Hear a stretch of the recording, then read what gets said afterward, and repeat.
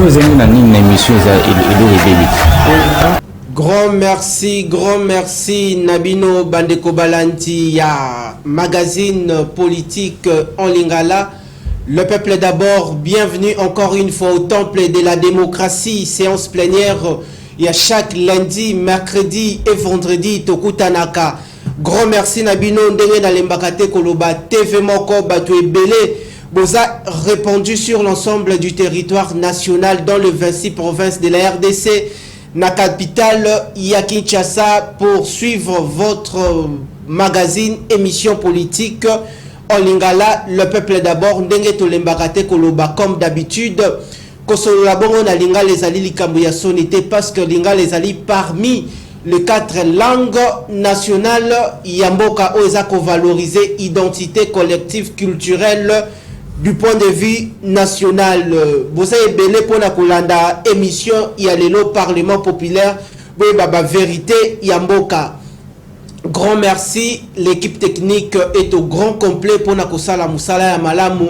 Boko Talabiso na Kinshasa à l'extérieur de la RDC, excellentes conditions télévisuelles sur nos antennes. Nous sommes sur TNT en clair, BlueSat canal 50 sur YouTube.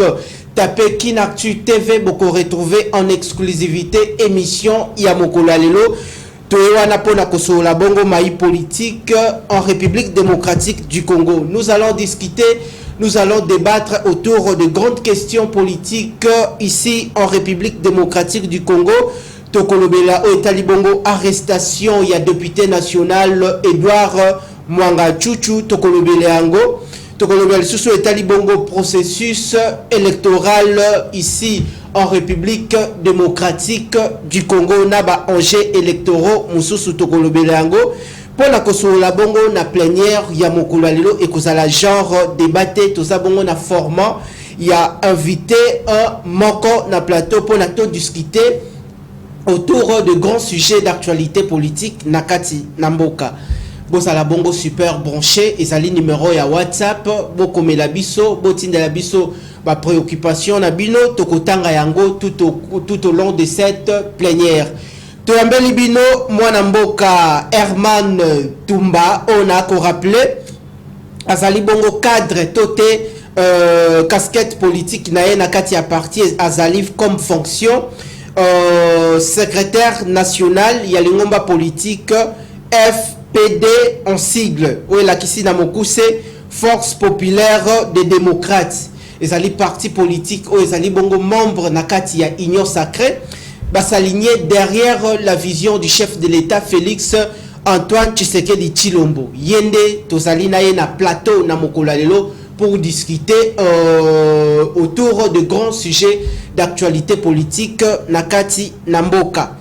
Toambi bongo élu du peuple mwana mboka Herman Tumba Matondo boye malam na plénière boni santé à parti boni président national y a parti boni état de santé. Il y a secrétaire national, il y a secrétaire général, il y a parti.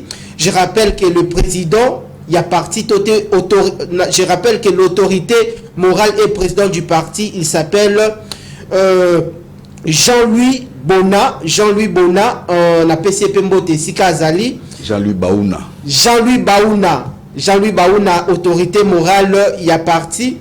Et puis, secrétaire général, il y a parti, tout au long, il y a plénière, il y a l'élo, Tokoyeba, président, il y a parti, secrétaire général, il y a parti, fonctionnement, il y a parti, bon état de santé, il y a parti, et puis boni santé, il y a Union sacrée, moi, Namboka, Félix Antoine Tshisekedi Tshilombo, les soldats du peuple. Merci beaucoup, mon Namboka Richard Nawej. Merci, Nayo. Et salut, moi, Mboula. On a l'équipe, on a étendu à le peuple d'abord.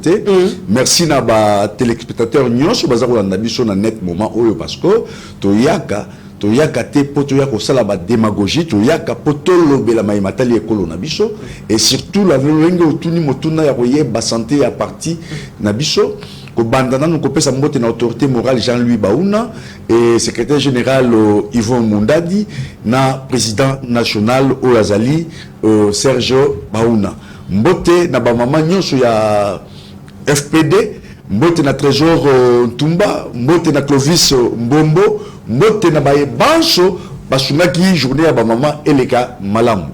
Dans l'ensemble parti force populaire des démocrates, ils allaient qu'on se portait très bien parce que tous a toujours na morale, na maillé, tout ce que ça là, selon vision, il y a autorité morale, il y a parti, ndenge azarolinga, biso to tambola, lo lenge o azarolinga, yango toujours au sala makasi, poto kokisa yango, et surtout na point o etali ba soutien na biso, ezali ndenge uti ko beta c'était awa, tozali membre na kati ya union sacrée et tozali allié à IDPS, alors toujours au sala mancho pour na ba maponami o ekoya, makamuli sozala mala moyena kota vraiment na vif la sujet on les alités et zaleka ko tombela ba e baso ba ko tala biso poko elamu et sika ba joami nzamba za na bango balanda émission et bandeliti suka ba ko comprendre le nini force populaire des démocrates ezali.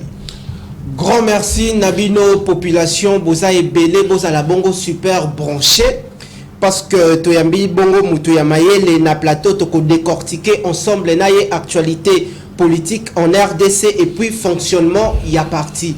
Mais avant aussi bongo les grandes questions politiques parmi sujet saillant tokolobela bongo et talibongo parti et sengel nabino peuple boyeba parti politique et kobotama ebele mais musala nini baza ko sala pona intérêt ya population babola ba parti politique ebele baza membre ya union sacrée mais musala nini baza ko sala derrière la vision du chef de l'État Félix Antoine Tshisekedi Tshilombo. Moi namboka Herman Tumba parce que vous allez la voix autorisée il y a parti origine il y a parti pourquoi vous choisir quoi accompagner qu'on s'aligner derrière la vision du chef de l'État le peuple d'abord selon intitulé pays émission est-ce que avant tout comme ananuana bandeko bakoki koye bananu historique il y a parti et botamina anenini implantation nationale sur l'ensemble du territoire national en perspective il y a des élections qui se pointent dans le mois de décembre de l'année en cours. Est-ce que Boza n'a étendue nationale valablement représentée dans toutes les provinces? Effectivement, Nawej, quand on parle d'un parti politique, ce parti doit être un parti national. Un parti qui est implanté dans toutes les provinces de la République démocratique du Congo. C'est ce qu'on appelle un parti national. Ce n'est pas un parti mallette, un parti où Batubazo Tambola na moi sac na lo mapeka na bango ba parti comme la sac na bango. Non. Nous avons 2 ans d'existence depuis création du parti Tilelo, mais ce que tali na mai o to za ko sala enge bene na vision ya autorité morale Jean-Louis Baouna parti ezako kende ko s'implanter petit à petit naba arrière pays yango zo komona tozui na vision wana balobité tout ça la ndenge wana te il faut qu'il y ait quelqu'un qui est en train de piloter ces partis et mon bengi secrétaire général le secrétaire général a été chargé il y a administration nakati il y a parti et yende azali pièce motrice pona kokumbe la partie wana c'est pourquoi nakati ya macholo wana baluki te ndeko Mondabi Yvon yende asengeli kozala CG secrétaire général na kati ya parti wana etanguye ya komi na autorité morale na président national batali balobi non mwana mboka za kosala musala na malamu to bandi ko landa ndenge nini to ko implanter parti soko tali na ba bililingi ebele toza nango okomona ke tozali vraiment implanté et tozali kosala makasi pour la République démocratique Mobimba, nous sommes allés implanter. Puisque la minute toujours au Loba, dans le territoire où na ba area ba enrôlement où dans nos salama, ba tu na biso baza ko kende et belé pour basa enrôler parce que to yebisa ki bango to lobi et loko ko la ki sake biso tozali makasi ezali le lenge obino ko s'enrôler et belé parce que tant on comme na maponomi bino bopesa lokasa la bino na ba ingeli na kati il y a parti de c'est ça qui va donner la force. Donc, au moment où, OK, là-bas, comme au Okuta, FPD, OK, na Bandundu. Bazali na Kasai partout, Tozali Kosala Makasi parce que c'est un grand travail que nous sommes en train de battre et de faire. Malembe, Torokomisango na Soukanango parce que Tozana secrétaire général Mokozali très dynamique et l'autorité morale au hasard au sa vision na président national Serge Baouna Bazar Kosala Nyonso au parti et là vraiment na niveau moro ya likolo. Deuxièmement pour la ça n'a pas joué Otuni, pourquoi allier à IDPS derrière la vision du chef de l'État. Pourquoi allier à IDPS? Pourquoi Union sacrée? Écoutez, la Bible nous dit, beaucoup sont appelés, hein, mais mingi baponamité. Banane baponamité. Nalobi mingi baponamité. Donc c'est-à-dire quoi? Nous allons nous retrouver dans l'Union sacrée avec plusieurs partis politiques. Mais nous savons aussi, Nengenini, Banda Tata Mokondia Mboka, Ayako Bongo la majorité, ti qui n'est les lots Tozali, Makamoni les a relais à l'Union sacrée. Il y a de ceux-là qui sont réellement fidèles au chef de l'État, fidèles à sa vision et qui traduit nettement vision au chef de l'État. Il y a aussi ceux-là, comme Bapion, il y a Monguna pour détruire l'église. Donc c'est-à-dire l'union sacrée, nous les prenons comme une église. Mais dans cette église, il y a des brebis galaises aussi, mais nous sommes en train de démanteler Moko parce que Tata Moko Nzamboka, Zangi, Azola la Pongite, Azala ba service naye, et Nyon sur la Sala. Alors pourquoi tout s'aligner derrière? Nakota la volonté, oh Tata Moko Nzamboka, Azana Mopo na Kobongisa Congo, FPD a l'obité. Biso peto kolate parce que volonté wana totali na baeba so bakambi ekolo Congo kinyo lelo na mutozu mo kondia lolenge oyo te. Alors lokola na tozu mo kondia lolenge oyo te biso il faut to kende verrier to joa oyo ya makanisi to matérialiser ngo pe na ndenge lolenge oyo ya biso komboka ekende liboso. Alors to ko tika ka yemoko abanda ko bunda biso pe photo na moi muke ya difficile na biso to tchana oyo azanango poto kende liboso oyoki parti na biso babengi yango force populaire des démocrates mais koka moté parce que tous alliés à UDPS UDPS alliés parti démocrate socialiste et démocrate et ils aligné wana na moi ba philosophie autre za nango lolenge moko na bango to lobi non poto koyoka na malamu il faut tozala balia parti parce que moi philosophie moi idéologie tout ça presque na eloko moko et na nyonso wana globo yango to sali ke tozala toujours derrière Tata Mokonzi Mboka pour topé ça y mandat oyo peuple aza koluka ya 2023. Très bien, nous abordons les grandes questions politiques au cours de cette séance plénière. Tozali bongo na mwana mboka Herman Tumba, cadre na kati ya lingomba politique FPD. Tozali bongo kosola o etali bongo lingomba politique na bango. Toko simba bongo etali bongo chapitre ya actualité mais sengeli na boye ba lingomba politique na bango. Parce que Outibongo Koloba, le parti existe déjà, ça fait pratiquement 2 ans, vous allez bongo na phase petit à petit, il y a implantation nationale du parti dans les différentes provinces de la RDC. Deko Herman, TV Zali Radio T, et puis population à Babolo à Kota Labiso, Babou Bakaete. À Kota Labino, Mokumba Oyo, Bozali Nango Bino Bacteur politique, parce que y a Azokende. Comme manifester volonté qu'on soit bongo carte d'électeur pour na akende na ba urne Abim Sabino ba député Abim Sabino ba président de la République mais en retour beaucoup satisfaire population anate motu les abouy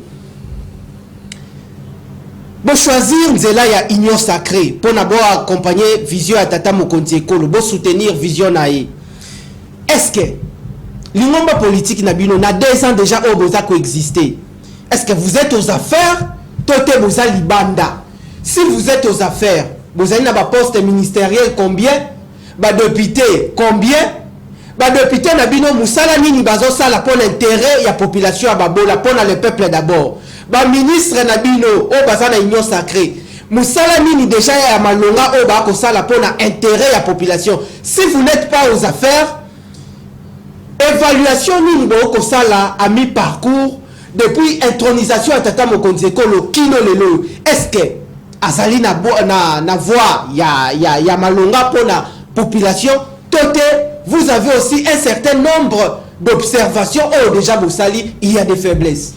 Oui, effectivement, moi Namboka Richard Nawej, biso ba cadre nyonso ya FPD, tozali na kati ya ba ferté, tozali na ba ministre té, tozali na ba député té, tozali bongo parti oyo botami, oyo tozako luka lobby, tozingela pe na kati ya parlement, na nombre oyo toki ko ba siège na parlement ko pesa biso pe kota na biso ya kozwa ba poste ministériel, mais ba poste ministériel wana biloko biso tangi wana parce que soki lobby ke tozana ba ministre, tozana ba député, tozali na ba mandataire, tout ça l'esprit ya congolais bazomona misolo. Té, biso tozo viser misolo té. Biso de parti na biso si quand la population il faut tout répondre yo. Et puis population au bazar hôtel abiso ba yeba parce que ezali na ba oyo ba visa ka misolo. Yango monaka ko elela ebonga elutami mingi na kati ya RDC. D'abord, les missions tozali comme les missions ozali le peuple d'abord. Et ça la slogan te biso total la misoloté toujours kotala nano le nini mosala et kosalama pour peuple wana bika bolamo parce que vous vous souviendrez na kati ya parcours ya chef de l'État à la tête du pays bambiche zelaki est belé et nous ne pouvons pas dire que malgré ça makambo salamité non. Il y a eu de grandes réalisations. C'est ce qui nous a poussé le parti. C'est ce qui a poussé l'autorité morale. C'est ce qui a poussé l'ensemble. Il y a Kambia parti, FPD, Bakouka Bongo Kosal, ligné derrière le chef de l'État. Parce que choqué, le salamagité, tant que nous sommes tombés en échec et nous allons passer. Mais le là, sur 100%, ko estimer ou ko estimer la réalisation à peu de 65%. Donc s'il y a lieu que Moutouana, président de la République, ou la volonté extrême, et cette volonté nous n'avons jamais vu na Moutoumoua Kamimboka Banda Congo Ezali. Et dans cette optique, Bichot lobby, Tokosala, toujours député, Tokosala, tokozala ba ministre tokozala ba mandataire mais bakoyeba ke bango nyonso bazali bongo basaleli ya population et ceux qui bazali basaleli ya population et lokoni esengeli basala pour population na bika bolamu c'est donner les meilleurs d'eux-mêmes parce que ngongane koya et tokozala montre nous allons montrer aux gens que les FPD a réellement des cadres et qui vont accompagner le chef de l'État partout dans sa vision. Tokoye bango ndeko Herman, sali bongo parole d'évangile te sengeli na plateau et puis bino population babola boto sala bongo biso na bino ba wiste. Toko pousa na toye bananu likambo oyo ya lingomba politique oyo demain lobby bakozala aux affaires mais le lengani ni parti yemoko en soi a koki ko gérer les grandes responsabilités les grands postes yamboka ndeko Herman bino boyena politique ya pusana tovanda bino FPD boyena kati union sacrée pusana tovanda toko simba ba sujet d'actualité d'ici là to si ça no chapitre oyo pusana tovanda pourquoi na lobby pusana tovanda na kati ya union sacrée tozana ba parti politique ya minene lokola ba AFDC lokola ba ULC lokola ba parti lokola ba MLC mais bino esika ba ténor bazali bisika ba nzoko bazali est-ce que boko gagner boko bénéficier na une place de choix pour tata mokonzi ekolo pa yeba ke na kati ya FPD tosali na bandeko ya malamu bandeko intelligent o bakoki ko travailler na vision na ngai pour na ba accompagner ngai tosunga population ya babola tosunga mboka Congo parce que nyoso tout okolobela na plénière ezande le Congo qui est au premier plan. Est-ce que vous trouvez place des choix na bino ndeko journaliste est-ce que MLC zali est-ce que AFDC zali est-ce que INC zali elobeli na yo olingo la kisangai ou olobela ngai ke Jean-Louis Baouna zamuke olingo lobela ngai Serge Baouna zamuke Yvon Mundadi azamuke Herman Tumbandere na télémère to zamuke non omoni tant muto zalaka na ambition na kati te parce que beaucoup lobela kaka le poids politique yango ne sika yo au côté lemela mais le poids politique se mesure comment parce que soko bandi otanga bato yo otangi wana lobi bazali minene na kati ya union sacrée mais oui actuellement Parce qu'il ne suffit pas tout simplement que tu aies une union sacrée pour tous les députés. Non, tous na bango te. Mais au comment que tu kozala na bango ko le quand même bato jotanga. Oh, na lobby na yo, na machine. Na lobby na yo parce que tu sala musala o toujours sala. Musala o mona mboka il faut mudadi azo sala. Tu kozala na ba député na volonté autorité morale Jean-Louis Baouna azana ngo. Pour tout bini ça to créer ba député. Donc créer c'est-à-dire mutoyer na vision o yazana ngo asalier na vision o ya biso ya parti comme député. Père kozala mon côté ba kozala ebele. Biso tozali d'abord un parti oyo moral na biso nyonso zala au zénith parce que éducation morale ya parti na biso yango toujours ko incarner toroya ko tuka mutute mais toujours ba oya robunda na sika na ye talié oya longa kuna etalié mais biso toujours travailler comme ba fourmi malembe tina suka okomona ba résultat ni tokopesa na kati ya parti na biso et de là to remema sur ba résultat biso na kati ya union sacrée. Je comprends. Comme ça dit toza mukete ndenge zo tanga ba ndeko na kotanga kombo to yotangi wana ba l'équipe biso na eloko mokote bazo sala oya bango par biso to sala oya biso par mais tant to koma na mapronami ndeko mona ke distinction ezali obi na sepela na passage moko ya Bible sur ki ngate balobaka nini passage moko ya Bible elobi mingi babengami mi baponami baza muke beaucoup sont appelés voilà mais mususu pe elobi je ferai la différence entre ceux qui me servent et ceux qui ne me servent pas. Donc c'est-à-dire biso lelo nakata FPD tolingi tolakisa bato esaleli mosusu ya politique tolingi tolakisa bato esaleli mosusu ya gestion ya baparti tolingi tolakisa bato ke kozala mokambi ya parti dirigeant ya parti ezali pona kanyaka te ezali pona misolo te ezali bombo aussi pona koéduquer population na masse sika bafandi poto mona lobi te ke population o balandaka FPD bazali bakuluna bazali ba o bazana tremper na kati ya bakanyaka bazali ba o bazali ko bebisa lokumu ya mboka te tozali wana na ba séminaire tout ça là pona ko éduquer ko lakisa bango vision ya parti lobi nini et le lenge nini ya bato ba ko yingela la kati ya parti na biso ko landisama surtout na oyo tata mokonzi autorité morale Jean-Louis Baouna azako lakisa biso mikolo nyonso oyo Yvo Mondadi azali ko traduire yango spéculativement na bato pour comprendre réellement ce que nous sommes mais la population base à la kimia parce que biso tous la misal tous osala malembe tokokoma et tant tokokoma vous allez applaudir beaucoup c'est là parce que tokosala la bino misala na mboka oyo bozana ngone sengo. Merci, je crois nous allons devoir boucler ces chapitres mais tikali bongo na tinde la ndeko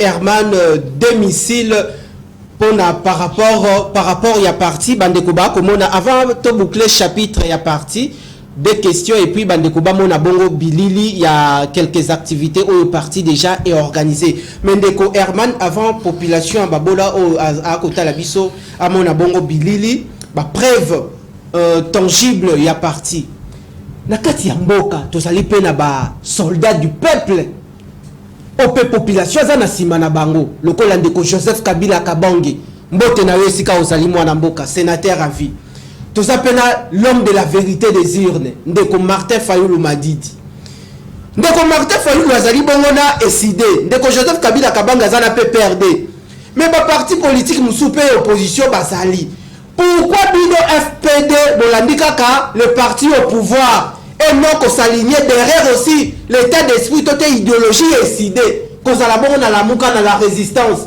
Qu'on a la na FCC na PPRD. Pourquoi on dit toujours UDPS? Et puis me tourne à mi balezali. Comment évaluez-vous le peuple d'abord? UDPS est au sommet de l'état lelo. Na gouvernance ya tata Mokonzeko le Félix Antoine Tshisekedi Tshilombo. Tout en tenant compte la lutte politique nous surtout UDPS a mené pendant 37 ans ou 38 ans na kati na mboka na biso pour na lelo à se retrouver aux affaires Je pense que mon amour Richard, Moutounano eza malamu mingi. Matondo. Biso SPD. Au sengi na biso ou tuni biso Moutuna pourquoi tu crois que ça ligné derrière PPRD. PPRD donc c'est la caca.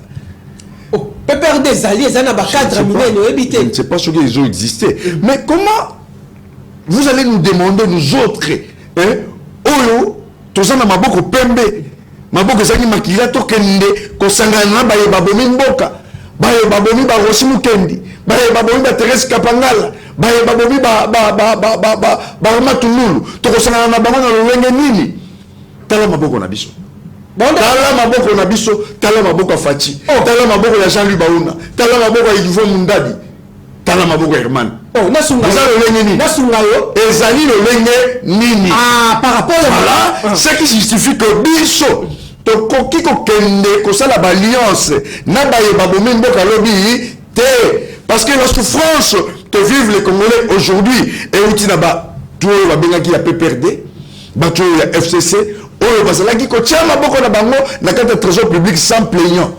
Alors biso na vision tata mokonzi ya mboka vision ya parti na biso incarné na Jean-Louis Baouna vision ya parti na biso oyo mona mboka Yvon Mundadi azo kotambusa tokoki ko kende na sima ya batu wana te il faut to kende esika moto oyo azali na maboko pembe ye wana nde Fachi bokokepo kende pa ye wana nde Fachi bokokepo sa ensemble na lobi ye wana nde Fachi maboko pembe Jean-Louis Baouna maboko pembe Yvon Mundadi maboko pembe Herman Tumba maboko pembe siko ngalo to kende wapi et pas de ko Fayulu non de ko Fayulu de ba Fayulu oh là là là là on bandi ko betanga sur la Faden House na beto le solo moko ba oh basala ki marche contre nini président ya Seni Kadima hein et ça qui ba Fayulu na ba to FCCT mais je vais te révéler quelque chose à ce jour-là, $500,000 et bimaki et utaki kingakati. Et le porteur, Yambo Rwanda Zalaki, un certain Chadari. Et la marche Rwanda. Oh, na lobby. Écoutez, na mon politique, non? Na yebi makamunaza koloba. Et mutoeki ko Jombo Rwanda Zalaki, lisanga bondoki. Lisanga bonganga to bondoki. Bondoki wana ya saka lisanga bondoki. Oko déformer comme mutu lisanga. Mais non, na yebi te azali sa po makambo yo sala ezali ya bonganga te ezali bonganga za rapé ya Nzambe mais wana ya bondoki. Alors, yem ta joki mbongo wana. Ndenge mbongo wana katana. Est-ce que yeba conflit? Yeba conflit. Akabole la Fayulu, akabole la muzitu aboyaki offre wana yebi yango. Aboyi yango et c'est là que makambo bandaki bon siko mutu oyo zolo bakeno to biso na alliance akayi susu et pas azabulu ole aliata na kanyamulai akena kanyamukuse et yango zomona batu wana na traîtrisme na bango ba ora na bango moto bazali nango izako kita et d'ailleurs moto Fayulu zaki ya Fayulu te moto wana utaki na Bemba utaki na Soriano et utaki na IDPS Soriano mwana alors biso makamone tali biso te Soriano zali biso Soriano te. Merci Ezali ambiance il y a plénière bandeko sikoyo bozomona bilili mais avant bandeko ba mona bilili ndeko Herman depuis parti eza ko exister est-ce que bon organiser déjà un certain nombre ya ba activité je ko au memeli biso bilili bilili nini bandeko ba mais maintenant mususu Ezali zela parce que to bandaki kolobela likambu ya Seni lelo ndeko Denis Kadima ndeko Corneille Nanga s'en va en guerre contre l'équipe actuelle du bureau de la CENI par rapport à la révélation na Jeune Afrique. Les résultats publiés lors des élections de 2018, ce sont des résultats issus des accords politiques et non la volonté y a souverain primaire. Sont des cloches nayo. Bon, le Lenga Motuna, ça n'engage que lui, Corneille Nanga. Mais ce qui est justice nabiso et ça les banquettes faut pas kangaye. Parce que tant que y a zalaki na CENI. Tolobi nyosho nezalaka misala bato bazo sala na maboko te pe na mwa makanisi na bango mais le lenge ya bafai oyo ya kutanaki nango ezangaki te comment ya komi ya koloba ke ba résultat nezalaki yango te alors que ya yebaki ya solo mais comment ya akoki kotika cour constitutionnel asa nini a valider ba résultat wana c'est que yende azali na lokuta et le coup azali na lokuta justice na mboka na biso fo esa nini echaye maboko po wana ekomi kobebisa na réputation ya mokonzi ya mboka na réputation ya ekolo Congo ekomi na ba dimension moko oyo ata ba lecture salami bato ba kuna salamaka nango malamu te kuna bayaka koloba na suka boy mais il était où depuis ce temps pour asala ba déclaration wana. Est-ce que vous conservez au pays d'exemple l'équipe actuelle de Seni de Konanga? Écoutez, pour servir d'exemple l'équipe actuelle de Seni en termes de son expertise, en termes d'expertise, oui, mais en termes de biloba, à vous servir mon exemple était. Merci Ndeko Herman Sikawa Bandeko, parce que nous sommes en train de parler, de discuter autour des grandes questions politiques. Tozoko ta déjà Ndeko Herman Bilili O Bandeko Isengeli Bamona Sikawa parti déjà et organisé quel genre d'activité? Oui, Wanezali activité à moi au Yasuka, il y a clôture, il y a journée de la femme. Oyo Tata Mokambi a parti tout cannabis au parti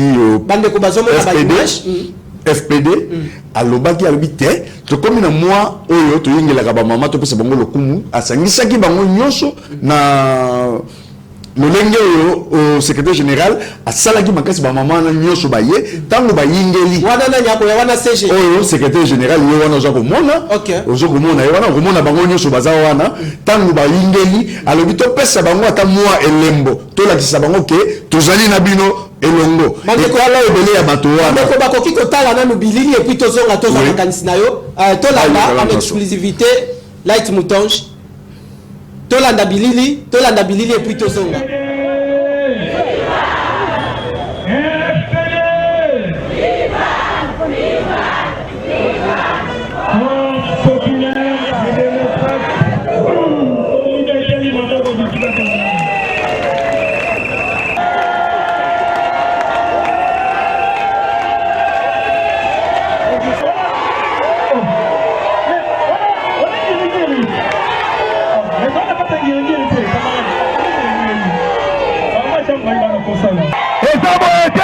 Ozana Funa Toki bache munoko tokokata prince katikati Ozana Funa Viva Viva Viva Viva Force populaire des démocrates.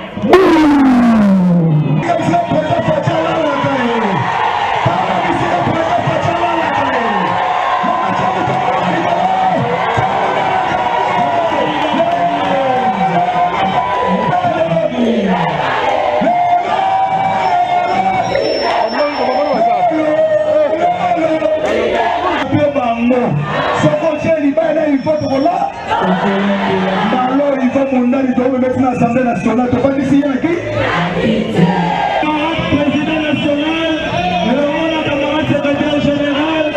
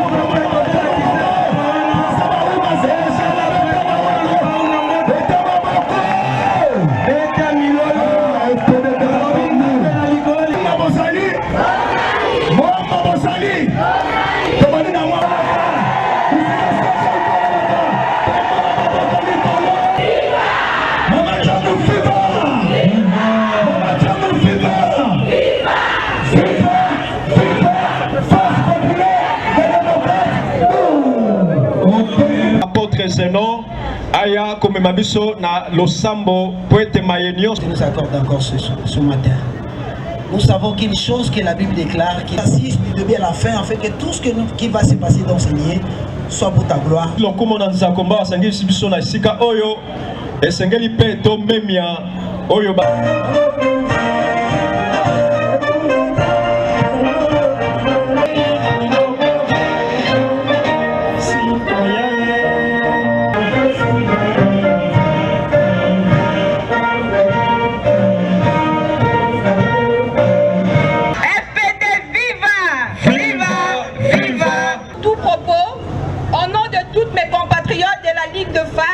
du FPD, je viens rendre des actions de grâce au divin absolu pour la vie de chacun de nous ici présents.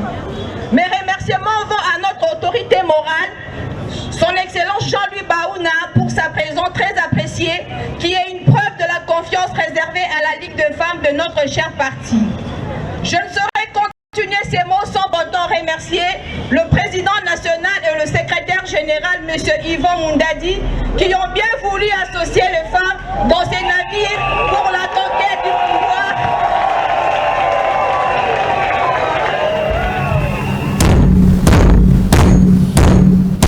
Merci, merci Nabino, population Yababola, FPD, Ndeko Herman.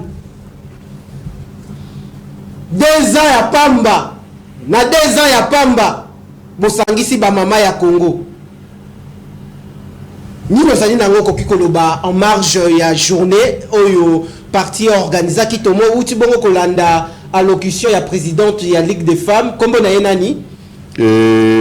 Omoni d'abord kombo ezana tina te me bomoni ye. OK. Parce que beaucoup de gens la bisoye. D'abord, ça on appelle ça démonstration de force. Bolaki si IMC que Mozali. Bolaki si FDC que Mozali. Bolaki sa mutute. Bolaki sa bana ya Congo que si kana bino o boriko ya ko za l'aise ezali na FPD.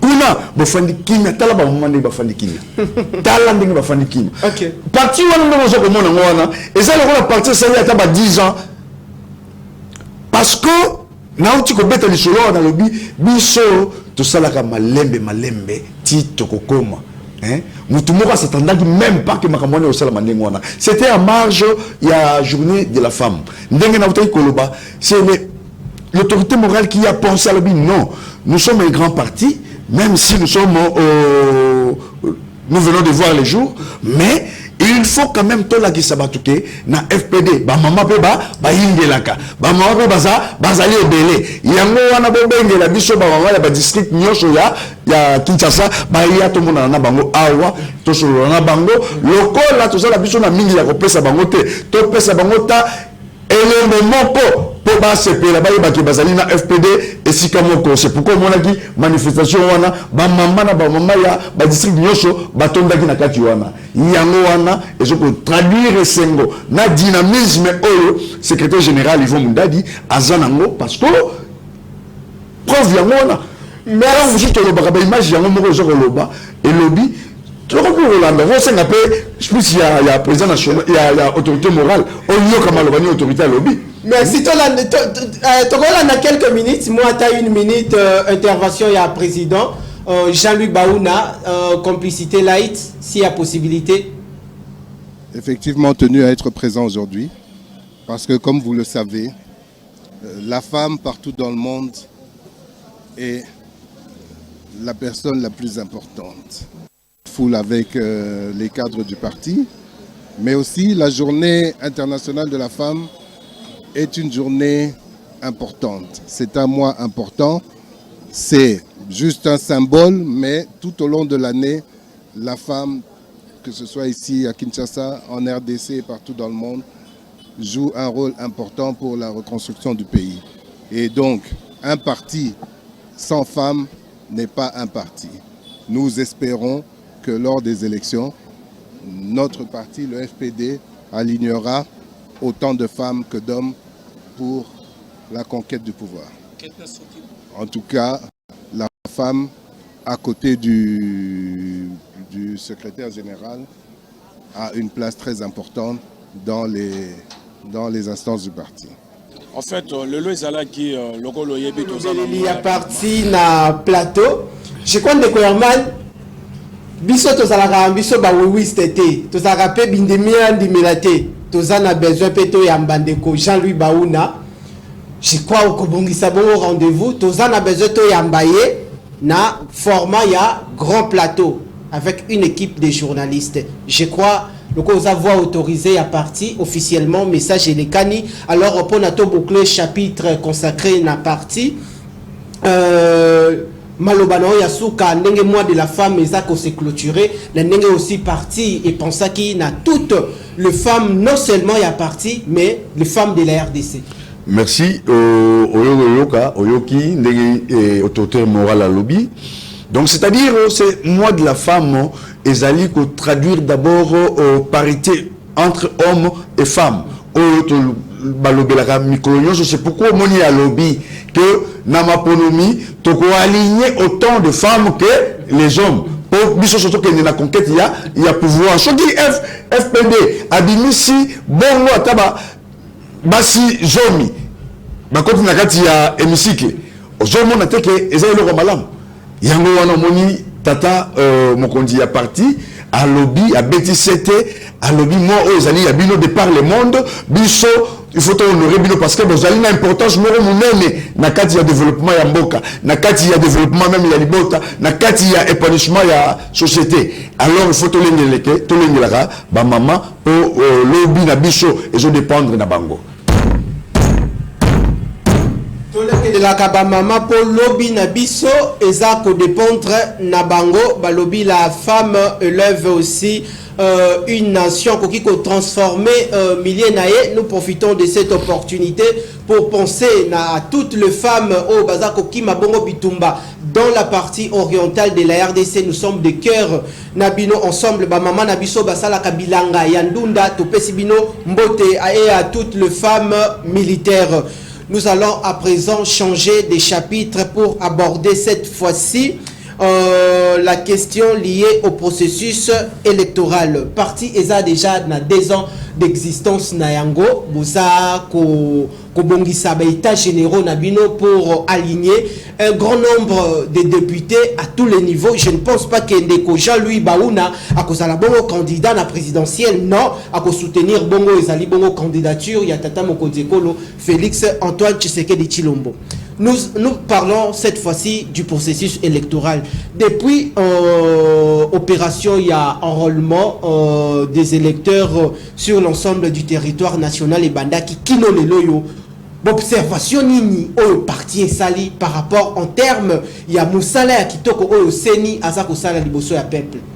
Oui, moi mboka na wesh na utaki koloba on bandeli na lobby misala nyo sala makana mboka batu ezalaka toujours na moi ba kokoso yaka. Mais na calendrier électoral le seni a pesa kibiso banda ko bandana ba enrôlement ti tant trop comme na élection au moins que biloko yo so wana ezali tellement ezali respecté à la lettre.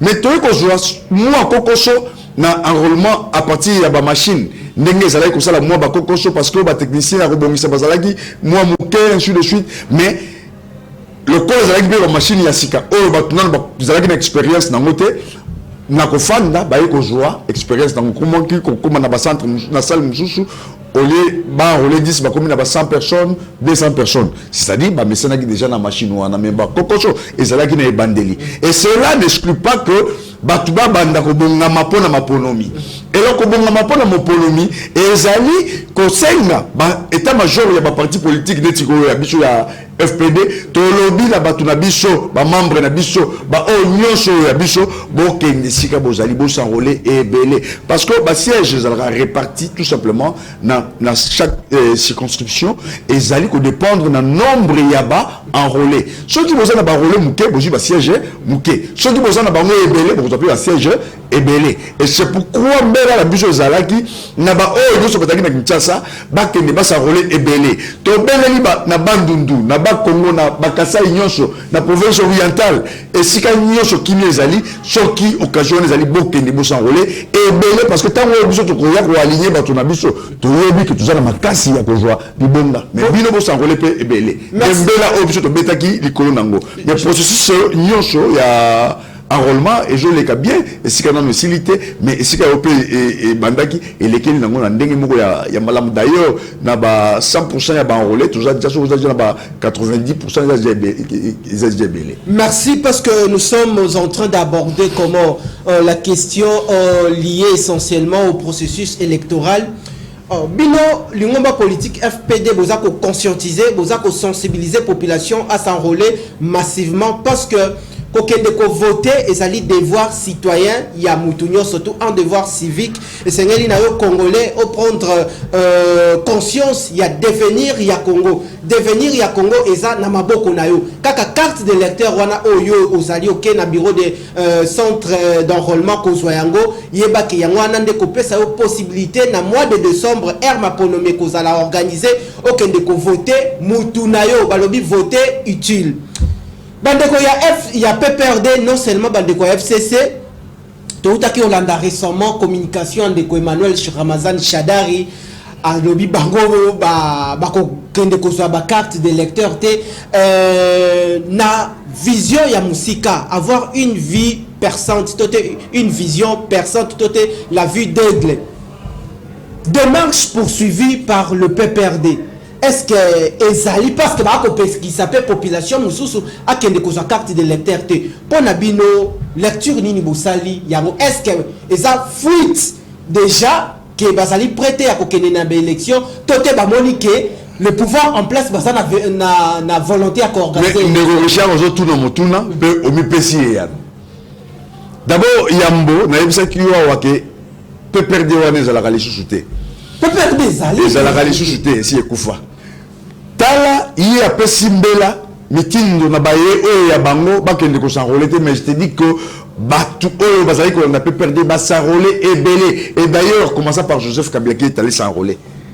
Ndeko Herman. Mais il y a monsieur Joseph Kabila s'enrôler qui Ndeko Herman. Mais ça je te le dis. Joseph Kabila a s'enrôler qui. Na ya bicho a s'enrôler qui. Vérifier au moment na yango. Et linko lo baké batikali na ba démagogie. Donc batikali bazoko mekana no ndenge nini opposition esalaka biso tikala sisi oyo katanga ba makanisi batikali na ba démagogie balingi ba mekola lolenge oyo opposition ya kala zali kosala, mais bakokoka te. Pourquoi? Parce que peuple ozomona wana aza zoba na bango te, peuple ozomona wana aza lelo peuple ya FPD, peuple ozala sima mokonzi ya mboka, peuple oyo alingi sembo akoki kosaliye na bango te, parce que bazali ba criminel oyo babomaki mboka lobi, bazali ba criminel oyo maboko na bango tondi na makila ya bato, peuple kozala sima na bango te. Peuple wana akolanda Jean-Louis Baouna na sima, peuple wana ozomona na kolanda Yvon Mundadi na sima, peuple wana ozomona akolanda Herman Tumba na sima. Pona nini? Maboko pembe. Et bino bato ba yibi mbongo ya mboka, bato ba bobi batu, bakoti bato na baboloko kili bato ba mikufeli, et peuple wana ba pese ordre net bato ba bango ba pese ordre, et puis peuple a dit mabango baza na peuple. Ça c'était ils allaient fuite en avance, parce que baza un candidat à représenter dans l'élection 2023, même ceux qui n'importe quel candidat au bagou joie ata uti wapi a combattre Félix Etienne Tshisekedi Tshilombo. Ouais les ali makanisi na yo ezali makanisi te, ezali destin au salami ndenge wa donc on a le destin de je sais salami bongo. Alors parce que toza toujours na chapitre oyo il y a eu la rentrée parlementaire, donc comme on a les sous démarche, il y a moi Namboka professeur Noël Tchani pour na likambu ya congolité. Tout le monde de Noël Tchani a accueilli les sous kokuta nanande ko Christophe Mbosso Kodia pour na ba aligné au cours d'une séance plénière proposition ya loi nae. Plénière pesalemaki tout le monde de ko tingi pululu ko mata ko kende ko rappeler le speaker du parlement et c'est ba aligné loi ya congolité bino na ngambu ya FPD. Est-ce que ndeko Jean-Louis Baouna na ndenge to ebeli expérience politique na e vrai, est-ce que boza ko soutenir des marches poursuivies par moi na mboka Noël Tchani tote bozali libanda ya makambo omoni conséquence nazolo baté que toza ko soutenir ou pas, mais je vais montrer tout simplement les conséquences ya kozanga bayemboka na kati ya institution. Aujourd'hui un certain Mwanga Chuchu tu y habites sur la Longembo ou nous tout le monde a repéré sa nationalité à Mwanga Chuchu exactement à Zalité. Et les conséquences c'est quoi? Le territoire où il y a que n'a ko beta tola lobi nazali moto ya masisi azali boye nde sikazo bo mabatu wana na ba milice ya créaki. Conséquence yango wana yango ba lobi na loi ya Tchani et to pesa na ba comment on appelle ça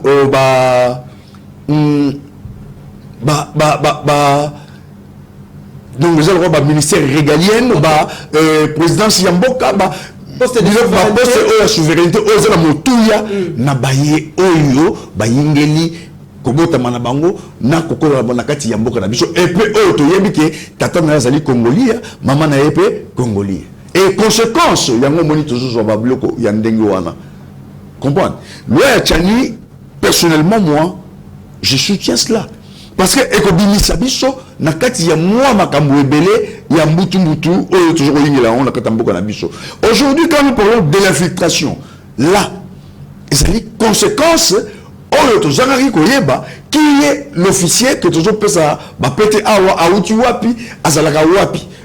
Et c'est pourquoi tout le monde na kati armée na biso et tondi na ba rwandais na kati la police tondi na ba rwandais tout simplement parce que tous allons vigilanter. On sort tous allons na vigilance ou na bandakala. Tokaki tokota na kati ya makambo te.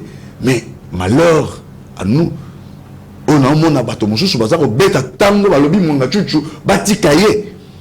Et bah bossani des millions de Congolais oyo bakufi na ba territoire occupé na ba place wa milice nyonso bazali pour que kabazo minerai ya makila. Tomoni affaire Mwanga Chuchu ezana nous en justice procès fungwamaki audience fungwamaki mais ezana nous na instruction totaka bongo kolanda très récemment de Christophe Mboso Kodia koloba na ba député ya partie est du pays ba quitter les groupes armés tomoni déjà ba révélation ya Mwanga Chuchu est-ce que ndeko Christophe Mboso Kodia akoki ko kende lisusu ko enfoncer toujours ko approfondir toujours démarche na ye pona baloba ke justice ezala au milieu du village justice esala musala nango pona ko bimisa réseau ya bandeko mususu baza sima Mwanga Chuchu. Voilà mon mboka na wesh président Mboso a tellement raison parce que quand il est dit c'est aussi donner le pouvoir et la possibilité de service il y a renseignement, de service il y a sécurité, que ça là où il y a bango, misala. N'enyo moni ba saliti ba ya ko démanteler réseau ya Mwanga Chuchu. N'enyo moni ba saliti na ba faire ba ya ko kumbe l'excuse minduki onyoso il y a bomba ki pona ko sala makambo na kata ya Kinshasa ou bien libanda ya Kinshasa. Nyoso wana zali makambo etali service ya renseignement service ya sécurité ya mboka na biso yango na kosenga na bango biso na FPD tolobi na tata mokonzi ya mboka bakotia bino maboko et puis misala na bino ezala misala ya bato e balingi Congo parce que soki bokutana ba o balingi Congo te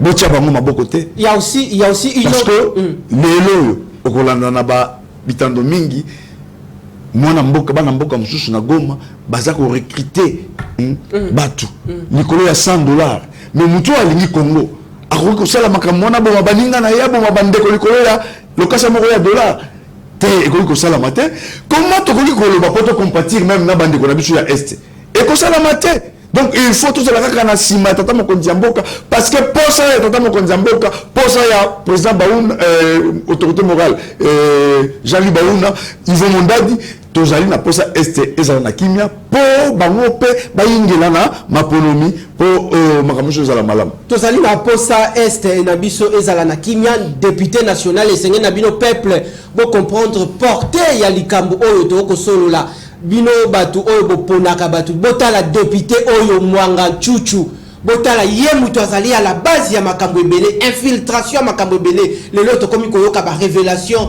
autour ya ba minerai ya Congo kenda azalaka producteur or mabele ya Congo ndezali na kita et ko produire ba minerai alors to lobela siko ezali bongo point ya justice na biso lelo il y a des révélations par rapport ya dossier Mwanga Chuchu mais ceux qui te zongi bongo na régime ya ndeko Kabila Kabonge ceux qui bandeko mususu baza impliqué na régime ya ndeko Kabila Kabonge est-ce que justice na biso lelo yo justice na biso lelo yo est-ce que kobanga te est-ce que balobaka bongo au pays nous voulons une justice équitable et non une justice sélective est-ce que justice na biso ekozala en mesure ya kobengisa ba ténor wana nyonso tout bazaki na régime ya ndeko Kabila pona batia bango devant les cours et tribunaux yango moni o nyonso mokonzi ya mboka Félix Antoine Tshisekedi ezako bunda po justice wana baza na ba possibilité ba moyen oyo ba ko makanyaka te po ba rendre justice vraiment ya solo mais sur le lobby qui est impliqué. Ils sont déjà impliqués, messieurs les journalistes. Parce que mon tu n'a pas commencé à exploiter les coltans dans le régime de Félix Antoine Tshisekedi. C'est ce régime de Félix, le régime de Félix, il y a moi na batu ya Nzambe. Na Congolais pour Congolais abika bolamu ndé ba démanteler réseau wana. Or pendant 18 ans Kabila monga chuchu azalaki CNDP M23 aleki ti ayiko koma na ako ozomona ndenge nini infiltration yo sala na bandi primaire ezali réservé na justice ya mboka na biso bango nde bakosala makasi po ba démanteler réseau nyonso wana et puis ba to nyonso basali mabe bazala kati ya réseau wana bazala puni sévèrement selon miboko ya mboka na biso parce que tokoki komona te bandeko na biso bayingela kaka na bapasi na masasi elelaka mikolo nyonso te biso mpe toza na posa lobby totelemi awa na autorité morale na biso Jean-Louis Baouna totelemi na Yves Mondadi totelemi na président Serge Baouna to lobby tokei pe na Goma tokei pe na Beni tokei pe boye po to sanini to implanté o ya biso parti mais tango insécurité za kolingela kuna tozala na impossibilité même il y a rejoint bana mboka o bazali kuna po bayingela la partie na biso bakota pe na parlement donc il y a toujours derrière tata mokonzi mboka parce que avec lui Nzambe loboko na likolo na ye kimia wana ekozonga. Merci, nous sommes pratiquement à la fin de cette émission na kotuna yo demituna au répondre population à Babola et puis ngaina des annoncés.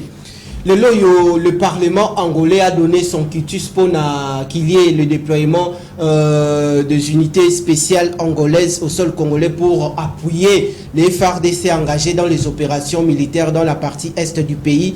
Comment réagissez-vous face à nous avons depuis souhaité cela depuis toujours. Tolobi, d'abord, tous membres à SADC.